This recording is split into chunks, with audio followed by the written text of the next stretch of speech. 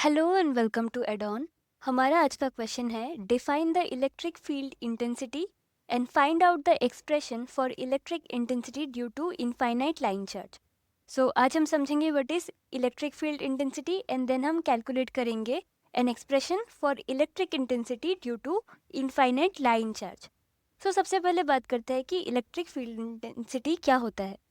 सो electric field intensity जिसे हम ई से डिनोट करते हैं, this is a vector quantity जो ये बताता है कि किसी पॉइंट पे यूनिट पॉजिटिव चार्ज पर कितना फोर्स लगेगा, यानी वो यूनिट पॉजिटिव चार्ज कितना फोर्स एक्सपीरियंस करेगा अगर उसे हम किसी इलेक्ट्रिक फील्ड में रखें। ओके, सो अगर हम इसे सिंपल वर्ड्स में समझे तो अगर एक चार्ज किसी फील्ड में रखा जाए एंड उस पर फोर्स लगे तो इसका मतलब है कि वहाँ पर इलेक्ट्रिक फील्ड प्रेजेंट है। इलेक्ट्रिक फील्ड इंटेंसिटी बताता है कि उस इलेक्ट्रिक फील्ड का स्ट्रेंथ कितना है और उसका डायरेक्शन क्या होगा। सो इलेक्ट्रिक फील्ड इंटेंसिटी को मैथमेटिकली हम एक्सप्रेस करते हैं E equals to F T by Q T. E है इलेक्ट्रिक फील्ड इंटेंसिटी जिसका यूनिट होता है N बाई सी यानी न्यूटन पर कूलम। एंड एफ टी क्या है? एफ टी है फोर्स जो टेस्ट चार्ज पर लग रहा है एंड इसका यूनिट होता है N। एंड क्यू टी है टेस्ट चार्ज का मैग्नीट्यूड एंड इसका ऐसा यूनिट है कूलम। इसका मतलब E का यूनिट होगा न्यूटन पर coulomb. Okay,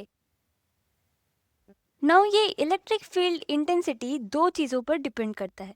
first is charge का मैग्नीट्यूड, जितना ज़्यादा चार्ज है उतना ज़्यादा इलेक्ट्रिक फील्ड होगा। And the second thing is distance, जिसे हम स्मॉल आर से डिनोट करते हैं। जितना दूर जाएंगे चार्ज से उतना ही वो इलेक्ट्रिक फील्ड वीक होता जाएगा। सो अगर एक single point charge suppose Q1 charge के लिए हम इलेक्ट्रिक फील्ड इंटेंसिटी को कैलकुलेट करें तो इलेक्ट्रिक फील्ड इंटेंसिटी का स्टैंडर्ड फॉर्मूला होता है E equals to Q1 by 4πε0 R square IR and इसका ऐसा यूनिट है न्यूटन पर कूलम। नाउ Q1 क्या है? Q1 वो चार्ज है जो इलेक्ट्रिक फील्ड को क्रिएट कर रहा है।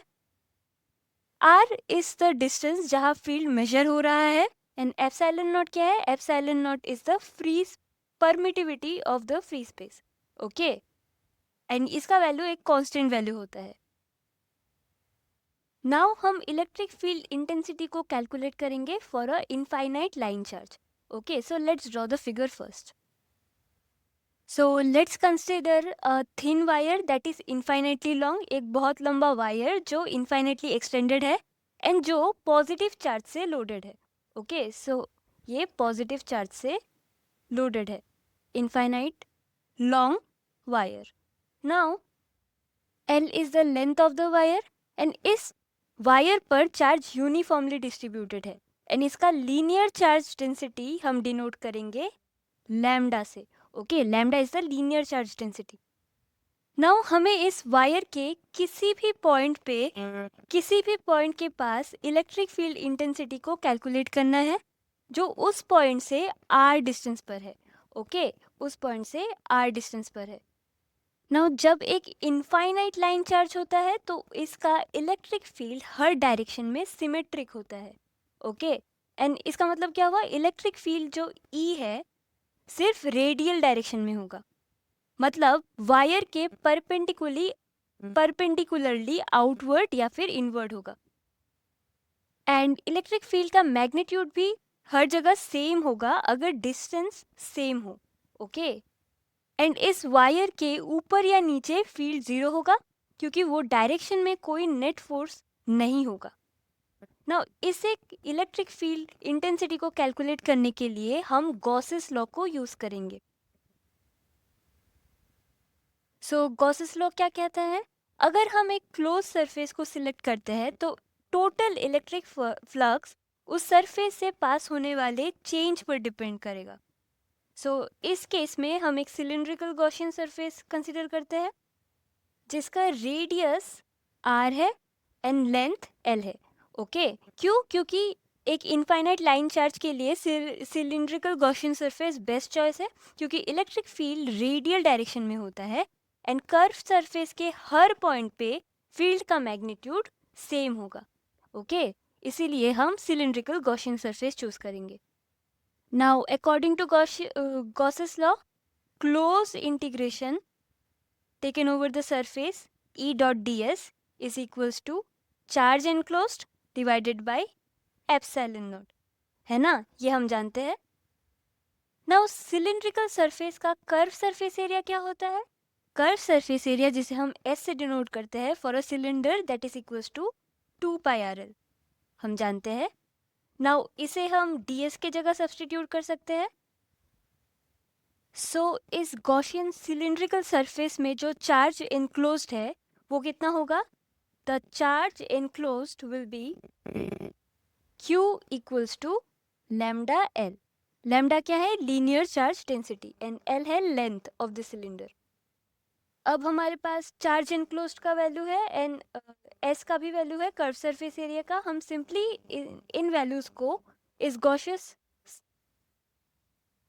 लॉ के इक्वेशन में सब्स्टिट्यूट कर सकते हैं. So let's do it.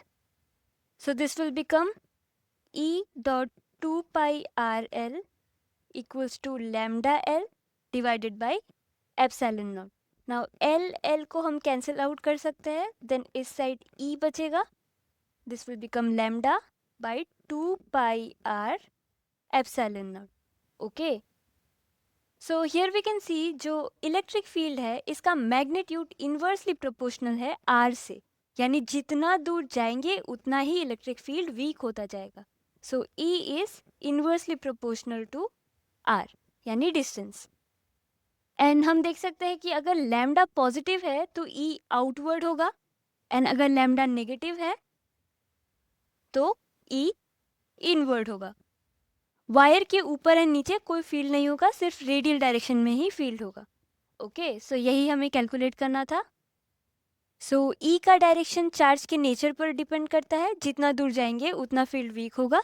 And Gaussian cylindrical surface इस प्रॉब्लम को सॉल्व करने के लिए बेस्ट ऑप्शन है. So that's all for today. Thank you for watching.